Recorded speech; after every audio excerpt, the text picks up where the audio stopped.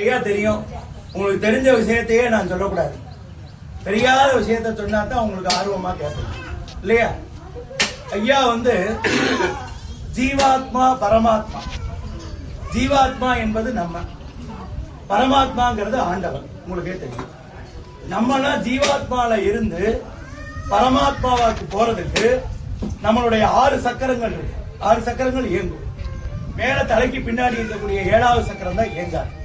இந்த 7வது சக்கரம் இயங்கிதான் நம்ம பரமாத்மா அடைய முடியும், தெய்வத்தை அடைய முடியும். ஆனா ஐயா வாழும் காலத்திலேயே ஜீவாத்மால இருந்து பரமாத்மாவுக்கு போனவர். அதுக்கு ஒரு சின்ன உதாரணம், மதுரை ஊர் பக்கத்துல மேல நேசநேரின்னு ஒரு ஊர். அந்த ஊர்ல இருந்து ஒரு சித்த வைத்தியர் குடும்பம் இருக்காங்க. அவங்களுக்கு எந்த நோய்க்கு வேணாலும் தீர்க்கக்கூடிய மருந்து அவங்ககிட்ட இருக்கு. நீங்க பூ போட்டு எந்த நோய்க்கு வேணாலும் மறக்கக்கூடிய அவர்கிட்ட அந்த சித்த ஓலைச்சுவடியில இருக்கு, எல்லாமே இருக்கு. ஆனா அவங்க அதை கொடுக்க மாட்டேங்கிறாங்க. ஏன்னா மக்கள் துஷ்பிரயோகம் பண்ணிடுவாங்க, மக்கள் தப்பா பயன்படுத்திடுவாங்க அப்படிங்கிறதுக்காக அந்த மருத்துவத்தை வெளியிட மாட்டேங்கிறாங்க. ஆனா தேவரையா அவங்களை கூப்பிட்டு சொல்றாங்க, சித்தர் குடும்பத்தை, இந்த மருத்துவத்தை நீங்க வெளியிட்டீங்கன்னா எல்லா மக்களுக்கும் ரொம்ப உணர்வுபூர்வமா இருக்கும், எல்லாருக்கும் எல்லா நோயும் தீரும்னு சொல்றாரு. ஆனா அவங்க கேட்க மாட்டேங்கிறாங்க. ஏன்னா மருந்து அவங்க துஷ்பிரயோகம் பண்ணிடுவாங்க, சித்த மருத்துவத்துக்கு உண்டான மகிமை போயிடும். அப்ப இந்த தேவரையா என்ன சொல்றாருன்னா, நான் அடுத்த வாரம் மதுரையில மேடையில பேச போறேன். நீ இந்த மருத்துவத்தை பத்தி ஓலைச்சுவடியை பத்தி எல்லாம் சொல்லலைன்னா நான் இந்த மேடையில எல்லா மருத்துவத்தையும் சொல்ல போறேன்னு சொல்றாரு. அவங்க சித்தர் குடும்பத்துல இருக்கிறவங்க சிரிச்சுட்டு, இந்த ஓலைச்சுவடிங்கிறது 5000 வருஷத்துக்கு முன்னாடி சித்தர் அந்த 18 சித்தர்கள் உருவாக்கினது. அதை இவர் நம்ம பசுமன் முத்துராமலிங்க தேவரையா என்னத்த சொல்ல போறாரு?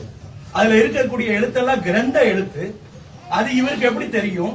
இவர் என்ன சொல்ல போறாருன்னு சொல்லிட்டு அவங்க சிரிச்சுட்டு வெளியிடல.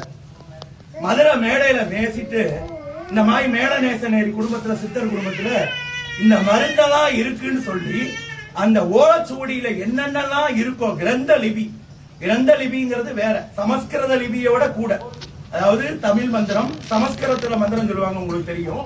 அதை விட பெருசு கிரந்த லிபி. அந்த கிரந்த லிபியில இருக்கக்கூடிய மருத்துவ குறிப்பு சித்தர்கள் 18 சித்தர்கள் சொன்ன எல்லா குறிப்பையும் அங்க மேடையில ஒன்னொன்னா சொல்றாரு. இந்த நோய்க்கு இந்த மருந்து சாப்பிட்டா சரியாகும், இந்த நோய்க்கு இந்த மருந்து சாப்பிட்டா சரியாகும் அப்படின்னு சொல்றாரு. சொன்ன உடனே அந்த சித்தர் குடும்பத்துல இருக்கிறவங்க எல்லாரும் அழுது தேவரையா காலில் விழுந்து, நீங்க மகான், நீங்க தெய்வம், இருக்கும் போதே தெய்வம். ஏன்னா அந்த ஓலைச்சுவடியில 5000 வருஷத்துக்கு முன்னாடி அவர் வாழ்ந்த காலம் உங்களுக்கு தெரியும். அவர் வாழ்ந்த காலத்துல இருந்து 5000 வருஷத்துக்கு முன்னாடி யோசிச்சு பாருங்க. அதை எப்படி இவர் எல்லாத்தையும் சொல்ல முடியும்? கண்ணை மூடினார், எல்லாம் அல்ல தமிழ் கடவுள் முருகனை நினைச்சார், மனசுல எல்லாருக்கும் இந்த மருந்தை சொல்ல போறேன், என் நாக்குல உட்காருன்னு சொன்னார். அது மாதிரி நாக்குல உட்கார்ந்தது, அவர் எல்லாத்துக்கும் சொன்னார். அப்பதான் அது மூலமா தான் மதுரை மேலநேசநேரி இருக்கிறதுல இருந்து எல்லாருக்கும் அந்த சித்த வழிபாடு எல்லாத்துக்கும் வந்தது. இன்னும் நீங்க இது எல்லா இடத்துலயும் கிடைக்காது. தஞ்சாவூர் சரஸ்வதி மகால்னு ஒன்று இருக்கு, அங்க லைப்ரரி, சரஸ்வதி மகால் லைப்ரரி. அங்க போய் தேவரையாவை பத்தி படிச்சீங்கன்னா நமக்கு மறைக்கப்பட்ட நிறைய விஷயங்கள்லாம் தேவரையா வருது. அதனால எல்லா விஷயமே நீங்க சரஸ்வதி மகால்ல போய் பார்க்கலாம். தஞ்சாவூர் சரஸ்வதி மகால் லைப்ரரி தான், அது உங்களுக்கு தெரியும். அதனால பரமாத்மா ஜீவாத்மாவிலிருந்து ஐயா பரமாத்மா ஆனவர். நம்ம எல்லாம் ஜீவாத்மாவில இருந்து பரமாத்மா போறதுன்னா ஆண்டவன்ட்ட போய் சேர்ந்துட்டு அப்புறம் திருப்பி வர முடியாது. ஆனால் அவர் வாழும் காலத்திலேயே ஜீவாத்மாவா இருந்து பரமாத்மாவானது அது ஐயாவுக்கு மட்டும்தான் அந்த சிறப்பு, வேற யாருக்கும் கிடையாது. இல்லாட்டினா நமக்கு ஒவ்வொரு பூஜையிலையும் டயம் சுருக்கமா இருக்கிறதுனால நிறைய சொல்ல முடியாது. ஒவ்வொரு பூஜையிலையும் எத்தனையோ சித்தர்கள் இருக்காங்க, 18 சித்தர்கள் இருக்காங்க, உங்களுக்கு தெரியும். எத்தனையோ மகான்கள் இருக்காங்க. எல்லாருக்கும் பால் குடம் எடுக்கிறாங்களா?